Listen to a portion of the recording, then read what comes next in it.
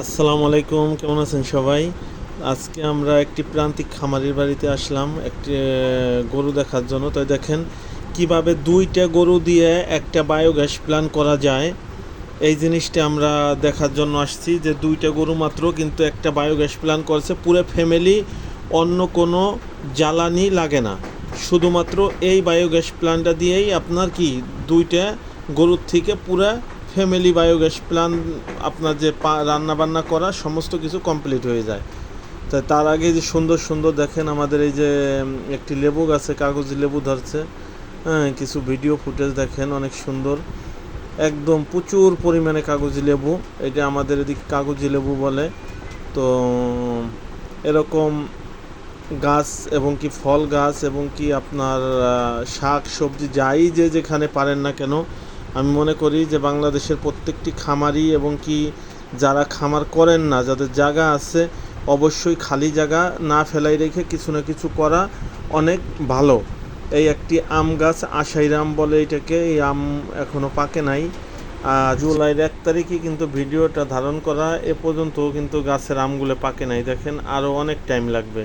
তাই এরকম জাতের আম গাছও আমরা লাগাতে পারি বাড়িতে নিজেদের খাওয়ার জন্য।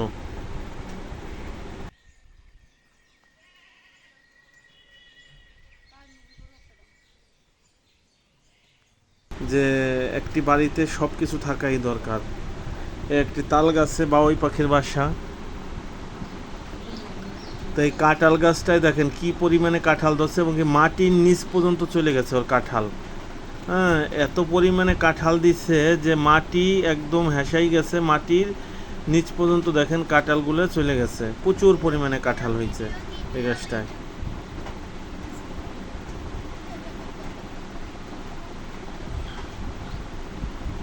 তো এই যে কিছু কলা গাছ আছে, এই রুম্বি কলা, আমাদের দিকে রুম্বি কলা বলে, রুম্বি কলা গাছ। অন্য অন্য কলা গাছও আছে, দেখেন সুন্দর কলা কলা আসছে।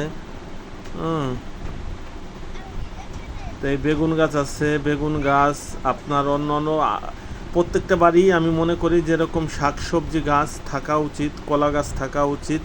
সব রকম কলা, যেরকম সবরি কলা আছে, সাগর কলা আছে, আপনার অন্য অন্য যে কলাগুলো আছে। তো এই হচ্ছে আপনার মেন যে টপিকস, আপনার যে প্রান্তিক খামারের দুইটা গরু থেকে আপনার বায়োগ্যাস প্ল্যান্ট। মাত্র এই দুইটা গরু দেখেন, এই দুইটা গরুর থেকে একটা বায়োগ্যাস প্ল্যান্ট করছে। আর সেই বায়োগ্যাস প্ল্যান্টটা আপনার কি আমরা পুরো ফ্যামিলি তারা রান্না বান্না করে, তাদের ফ্যামিলিতে যে 6 থেকে 7 জন মানুষ, এই পুরো ফ্যামিলিটা এই বায়োগ্যাস প্ল্যান্ট দিয়েই রান্না বান্না করে। ওইখান থেকে গোবরটা শুধু এই ট্যাঙ্কির ভিতরে দিয়ে দেয়, আর এইখান থেকে যে গ্যাসটা উত্তোলন হয় সেই গ্যাস দিয়েই পরিপূর্ণ রান্নাবান্না চলে। তাই আমাদের যাদের গরু আছে, আমরা এরকমভাবে অল্প 2-3টা গরু দিয়েও আমরা বায়োগ্যাস প্ল্যান্ট করে আমাদের ফ্যামিলির জন্য মনে করেন যে যে জ্বালানি, এই জ্বালানির জন্য ব্যবহার করতে পারি। দেখেন কত সুন্দর গ্যাস জ্বলতেছে, এই গ্যাস দিয়েই এরা রান্নাবান্না করে। তা আমরাও ইচ্ছে করলে কিন্তু এরকম অবশ্যই সবাই করতে পারি। এই জিনিসগুলো সবাই মাথায় রাখবেন। এই গরুর জন্য যে 2টা গরু দেখলেন, এই 2টা গরু এলাই এই ঘাসটুকু করছে, এখান থেকে কাটে আবার খাওয়ায়, আবার হয়ে যায়। তো এই পাশেই আরেকটা প্রান্তিক মাইনি, সে খামার আকারে বাণিজ্যিকভাবেই করছিল, কিন্তু এক সময় এই গরুর ফার্মটায় কিন্তু প্রচুর পরিমাণে গরু ছিল, ষাঁড় গরু। আপাতত নাই বিধয় এইটাই যে আমি বলবো যে যারাই খামার করবেন অবশ্যই খামার সম্বন্ধে কিছুটা ধারণা থাকবে, তারপরে খামার করবেন।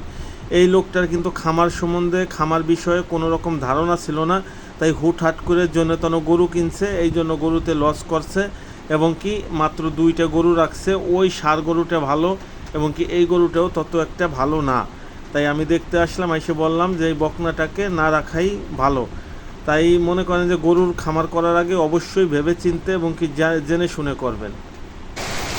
তাই দেখেন প্রচুর বৃষ্টি শুরু হয়ে গেছে, আজকে বৃষ্টি। এই বৃষ্টির ভিতরে একটা ভিডিও দিলাম যে আমার নিজের বাড়িতে দেখেন আমার সামনে কোনো রকম আংশিক একটা ছোট গার্ডেনের মতো করছি, কিছু মরিচ গাছ, আপনার পেঁপে গাছ এবং লেবু গাছ, অন্য অন্য কিছু আছে, নিচে একটু ডাঁটা শাকের মতো করা। তো এই জিনিসগুলো প্রত্যেকটা বাড়িতেই যাদের একটু হলেও জায়গা আছে অবশ্যই আপনারা কি এই শাকসবজি চাষ করবেন। তাই দেখেন বৃষ্টির ভিতরে আপনার প্রচুর বৃষ্টি হইতেছে।